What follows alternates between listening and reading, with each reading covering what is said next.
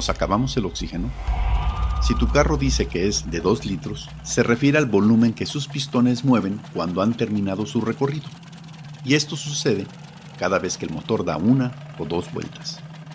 Dicho de otra manera, si mides lo que le cabe de aire a sus cilindros cuando completan su recorrido, el motor ya dio 1 o 2 vueltas. El volumen del ejemplo es de 2 litros. Pero hay carros que mueven 3.7, otros 1.6, etc. Por otro lado, en el tablero del carro puedes ver en el medidor de revoluciones que cuando vas a 100 km por hora, tu motor va dando 3000 vueltas por minuto. Unos carros más, otros menos. Por lo que, si a estos 2 litros los multiplicamos por las 3000 vueltas que da el motor en un minuto, nos da 6000 litros por cada minuto. Para darnos una idea, 1000 litros es como un tinaco de azotea. O sea, que cuando vas a 100 kilómetros por hora, tu carro incinera 6 tinacos de aire por minuto. Pero no es solo tu carro, son miles de carros. De hecho, hay 500 millones de carros circulando en el planeta. Por los 6000 litros que consume cada uno por minuto, nos da 3 billones de litros incinerados por minuto. En una hora, en un día, en un mes, en un año, y estos son solo los autos familiares tipo sedán. Este censo del 2006 no incluye motocicletas, pick-ups, camiones de 3 toneladas, camiones mayores de carga, generadores ni embarcaciones. Tampoco considera lo que consumen los aviones, la industria mundial ni las guerras. ¿Cuánto nos daría lo sumado en un año por tantos años que han estado funcionando? Bien, sin contar la enorme cantidad de CO2 y monóxido con que estos motores le aumentan el efecto invernadero a la atmósfera, también traen consigo lo siguiente. La mezcla que llamamos aire contiene nitrógeno, oxígeno y otros gases, de los cuales el más pesado es el oxígeno, por lo que se va para abajo. Por lo mismo, en las montañas muy altas y en los aviones se debe llevar oxígeno. Los átomos del oxígeno no andan solos. Un átomo de oxígeno se une al otro en su molécula que se describe así, O2. En una atmósfera sana, el oxígeno que produce el plancton del mar y las plantas de la tierra es tanto que puede subir hasta alcanzar la altura donde los rayos ultravioletas del sol desdoblan su molécula que estaba de 2 en 2 para unirlo de A3 en 3, convirtiéndolo en O3, la molécula de ozono. Al ser más ligero, la naturaleza almacena el oxígeno en forma de ozono en esta capa que rodea al planeta, que le sirve además para proteger a la vida contra el frío extremo del espacio exterior y filtrar las radiaciones directas del Sol. Es tal el equilibrio que cuando la presión parcial del oxígeno en la atmósfera disminuye, el ozono baja para desdoblarse de nuevo en oxígeno, siendo así también nuestra reserva de oxígeno respirable. El ozono, que le da el color azul al cielo, que reflejan los océanos.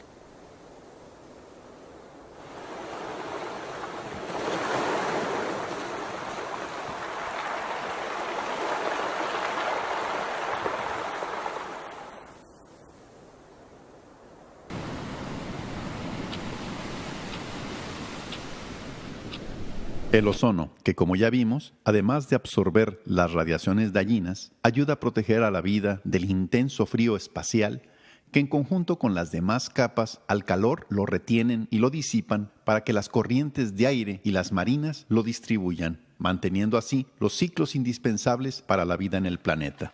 Pero desde hace 150 años que se inventó hasta la fecha, el motor sigue consumiendo oxígeno de forma rápida, constante y masiva. Cada motor consume el mismo aire que 700 personas necesitan. Y como lo verde no lo puede reponer, la atmósfera lo tiene que bajar de la capa de ozono. Es oxígeno que no va a volver a ser oxígeno.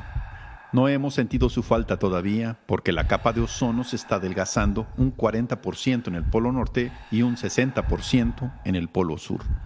Al estar más delgada la capa, filtra menos, por lo que permite más penetración de rayos solares y exposición al frío extremo del espacio, alterando los vientos y corrientes marinas que deriva en lluvias inusitadas, sequías, inundaciones, deshielos, aumento del nivel de los mares, deslaves, pérdidas de costas, aumento de huracanes, pérdida de las estaciones, etcétera, que hoy estamos viviendo.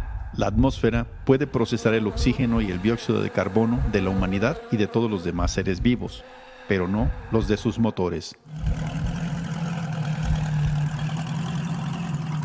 El sol no lo pueden tapar con un solo dedo. Porque como veremos ahora, el metano de los animales a quienes intentan culpar es lo de menos. Veamos por qué. Cuando remueves el fondo de un pantano, huele a metano. En los mares y en los lagos es parecido, porque todo lo que se muere también se va al fondo, donde una parte se convierte en metano. Con tan bajas temperaturas y altas presiones, el agua logra aprisionar al metano en una masa reticulada que los científicos llaman clatrato o hidrato de metano. Este sedimento va quedando enterrado y que por estar permanente congelado le llaman el permacongelado, o en inglés el permafrost, que es una buena parte del fondo de los océanos fríos. Esta sustancia sería mucho más eficiente como combustible que el gas comercial, pero no lo pueden domesticar porque es tan inestable que un leve aumento en la temperatura o cambio de presión lo libera de su jaula de agua, expandiéndolo 164 veces su tamaño de forma instantánea. Y es 60 veces más contaminante que la gasolina y genera 20 veces más efecto invernadero que el CO2. El calor y el CO2 que despiden los motores, el oxígeno que consumen y que adelgaza la capa de ozono, están calentando tanto al planeta que los mares del Ártico parecen vasos con Alka-Seltzer por la enorme cantidad de metano que el permafrost está liberando.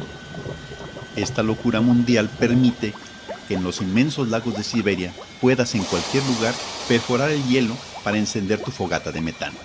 Este aumento en la atmósfera está facilitando más incendios.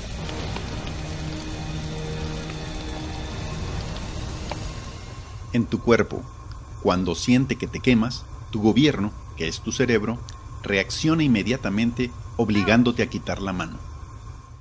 Si los gobiernos fueran realmente un gobierno, harían lo mismo. Desde su ejemplo, ya habrían impulsado tecnologías para que desde hace mucho este tipo de motores ya no estuvieran en uso. Pero muy lejos de eso, están usando nuestros impuestos para construirles más y más carreteras, con más y más carriles, más puentes, más pasos a desnivel, libramientos, túneles, etcétera, etcétera, al grado de torcer leyes, impuestos e investigaciones para forzar la compra de más y más carros, hasta llegar al absurdo de prohibir el uso de otras formas de energía, de asesinar a sus descubridores y de justificar guerras para saquear a los países que aún les quede petróleo.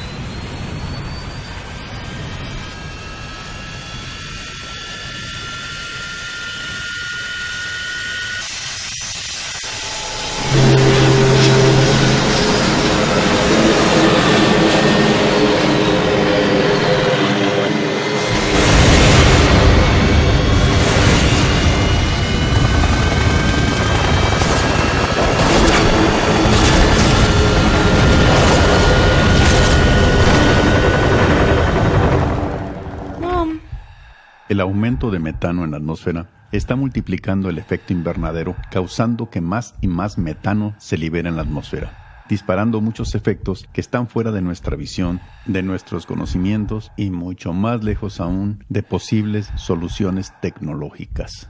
Hace 30 años, muy poca gente se tenía que cuidar del sol. En cambio ahora, todos tememos el cáncer de piel que causan sus radiaciones. Se adelgaza la capa de ozono por el oxígeno que consume y causa el efecto invernadero por tanto calor y CO2 que produce.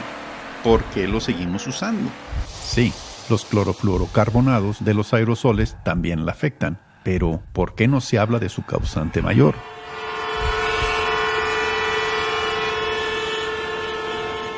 El mejor negocio del planeta es la venta de las armas biológicas, químicas y de destrucción masiva. Por lo que, mientras no pueden provocar guerras para venderlas, se mantienen de la industria automotriz, de la maquinaria agrícola, de las agroquímicas y las farmacéuticas. Pero como para todas necesitan los metales y el petróleo, justifican su descaro para robarlo como el derecho divino por ser los seres superiores del pueblo escogido de Dios, que con semejantes ganancias se han adueñado también de las alimenticias, las bancarias, las financieras, la radio, las televisoras, la prensa, el cine, con poder suficiente para poder imponer gobiernos criminales que les permitan monopolizar todo en sus transnacionales, con muchas ganancias y sin ninguna responsabilidad. dejando poco a poco a la humanidad sumida en la inseguridad y la miseria. Te preguntarás, ante todo esto, ¿qué puedo hacer?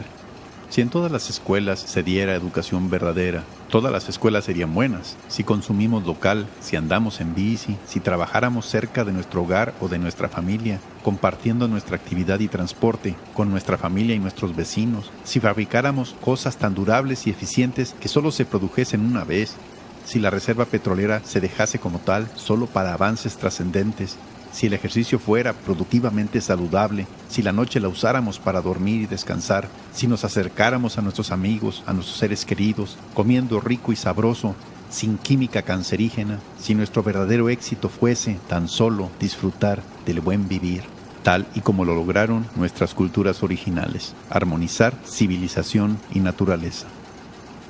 En quienes comparten este material, hemos encontrado a muchas personas que si no fuera por la distancia o los tiempos, nos hubiera gustado conocer.